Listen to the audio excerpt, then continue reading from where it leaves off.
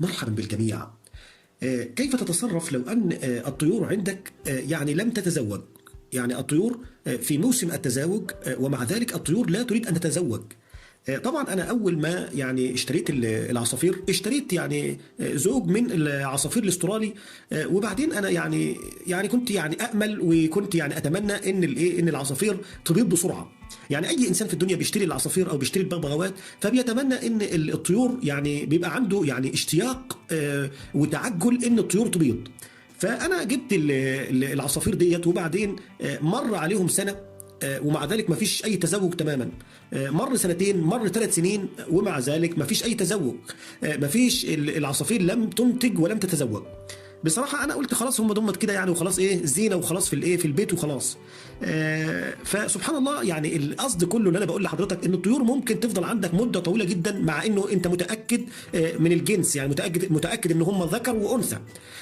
يعني ممكن الطيور تفضل عندك ويمر عليها الموسم ومع ذلك لا تريد أن تتزوج. فإحنا إزاي نشجع الطيور؟ بالمناسبه ان الجوز دوت اللي كان عندي ده قعد 3 سنين ما يبيضش وما يتزوجش خالص مطلقا. لما انا فقدت الامل تماما يعني بصراحه. لكن بعد ال3 سنين يعني اللي حصل المفاجاه ان الطيور دي تزوجت وباضت، وكانت بتبيض بكميه كبيره جدا، ويعني كان انتاجهم كبير جدا جدا. وشويه شويه وطورت من نفسي وبدات اشتغل في البغبغاوات. فأنا بقول لك يعني الطيور ممكن فعلا يمر عليهم الموسم ومع ذلك ما لا تتزوج. تعال كده نشوف، احنا عايزين نضحك على الطيور ونحاول ان احنا نخلي الطيور يعني تتزوج، ونحاول ان احنا نخلي الطيور تدخل الى البياضة. نعمل ايه؟ والله في عندنا حلول، او يعني ممكن نقول 4 حلول. الحلول ديت ممكن ان احنا نحاول ان احنا يعني نشد كده الانثى ونخليها تدخل البياضه.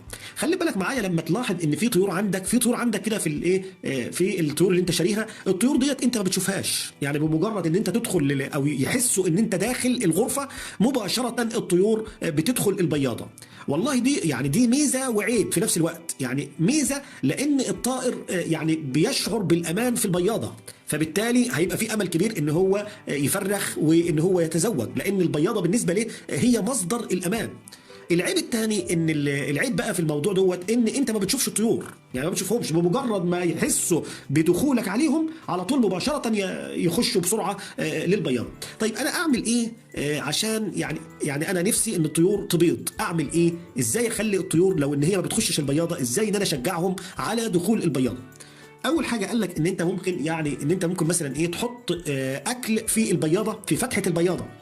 يعني ممكن تجيب مثلا كوز ذره، او ممكن تجيب عود مثلا دخن، او تجيب اي اكل كده وتحاول ان انت تخلي الاكل ده يعني باين في فتحه البياضه، بحيث ان الطائر يدخل البياضه ويقعد فيها وياكل الاكل. فمجرد ان هو يدخل البياضه هيكسر حاجز الخوف ويبدا يعرف ان المكان ده مكان امان. وبالشكل ده احنا كده نكون يعني بنحاول بقدر المستطاع ان احنا نجذب الطائر لدخول البياضه. يعني تجيب مثلا عود برسيم او اي شيء معين. المهم ان انت تحاول انت تحط العود دوت في داخل البياضه، وتبين بس طرف العود من فتحه البياضه، بحيث ان الطائر يقبل على دخول البياضه. الحاجة التانية ان احنا ممكن ان احنا نغير المكان. يعني ممكن الطائر يكون مش حاسس بالامان في المكان اللي هو فيه. يعني احنا بنقول ان تغيير المكان بيأثر بالسلب على الطيور. تغيير المكان دوت يعني ان انت تطلعه يعني من الغرفة اللي هو كان عايش فيها ويروح لبيت تاني.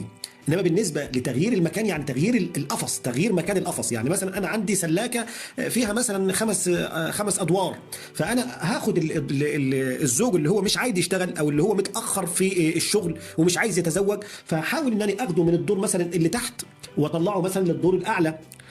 فممكن الطائر مثلا يشعر بالخوف في الدور يعني الاسفل، فانا ممكن ارفعه واخليه في الدور اللي فوق، او ممكن اخده من الدور اللي فوق واخليه في الدور اللي تحت.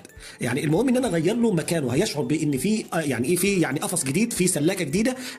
ممكن ده يحفزه على ان هو يدخل البياضه. الانثى لما بتدخل البياضه ويعني مثلا بتغيب في البياضه شويه او بتقعد في البياضه، الذكر بيبدا يشتاق للانثى ويبدا ده عمليه تحفيز ان هو يبدا في عمليه اللقاح. ايضا لو ان انا بقى عندي طيور ايضا ومع ذلك الطيور ديت ما اشتغلتش، والله بقى ممكن انني في الحاله ديت، يعني لو الطيور دي مثلا ايه يعني استمرت، يعني مثلا ممكن ايه قعدت فتره طويله جدا ومفيش فيه قبول. يعني انا بقى لاحظت دلوقتي ان مفيش فيه توليف بين الذكر والانثى. وقلنا طبعا يعرف التوالف ان الانثى بتكون واقفه جنب الذكر، الانثى بتكون واقفه جنب الذكر. في الاول كده بالنسبه مثلا للطيور، الطيور اللي البغبغاوات، يعني مثلا طائر الدره الهندي، بنلاحظ ان لما انت تدخل الانثى، تدخل الذكر على الانثى، ده الصحيح. الصحيح ان انت بتدخل الاول ايه الذكر الانثى على الذكر. ليه بقى؟ لان الذكر بيكون القفص دوت هو مكانه، هو بيته، يعني هو الاقوى. فالانثى بتكون داخله غريبه، فبتكون داخله ضعيفه. فانت بتدخل الانثى على الذكر. فطبعا طبعا في الاول كده الانثى هي اللي بتضرب الذكر، يعني الاول الانثى تضرب الذكر، فبالتالي يقوم ينزل الذكر الى اسفل القفص. طبعا خايف جدا. فانت طبعا لازم تكون بتتابع، والمساله دي ممكن تاخد اسبوع، يفضل الذكر خايف من الانثى، وبعد كده يقوم الذكر يضرب الانثى. يعني خلي بالك معايا، يعني هو في الاول الانثى بتبقى قويه بتضرب الذكر، بعد كده الذكر بيضرب الانثى.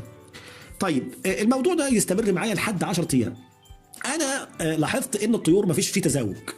يعني ايه مفيش فيه تزاوج؟ يعني مفيش فايده، كل واحد واقف في جهه. في يعني على طول ايه، مفيش فيه قبول خالص، مفيش فيه يعني الموسم جه والموسم راح ومع ذلك الطيور لم تتزوج. يبقى تعرف كده ان الطيور ديت لازم تغيرها. يعني ايه تغيرها؟ يعني انت لازم تبدل، يعني تودي مثلا الانثى ديت لذكر تاني والذكر دوت لانثى تانيه، بحيث ان انت تبدا ايه، يعني بيقول لك ايه، يعني ايه الارواح جنود مجنده، ما تعارف منها ائتلف وما تناكر منها اختلف. فانا ممكن اكون مرتاح لواحده، يعني هقبل على طول على انني اتزوجها، واحده تانية انا مش حاببها او ما عنديش قبول من ناحيتها، فانا مش حاببها، مفيش روح بيني وبينها. فيعني التزاوج هيكون مش كويس. حتى لو حصل تزاوج برضك هيكون الانتاج قليل. فالحل ان انت، يعني احنا معانا دلوقتي 3 حلول اهم.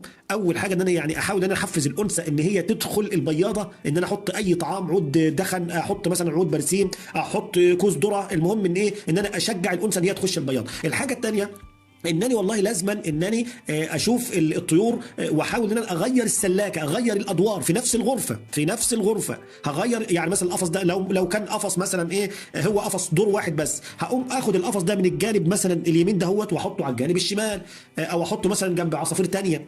المهم ان انا ايه، يعني اعمل لهم عمليه تجديد كده.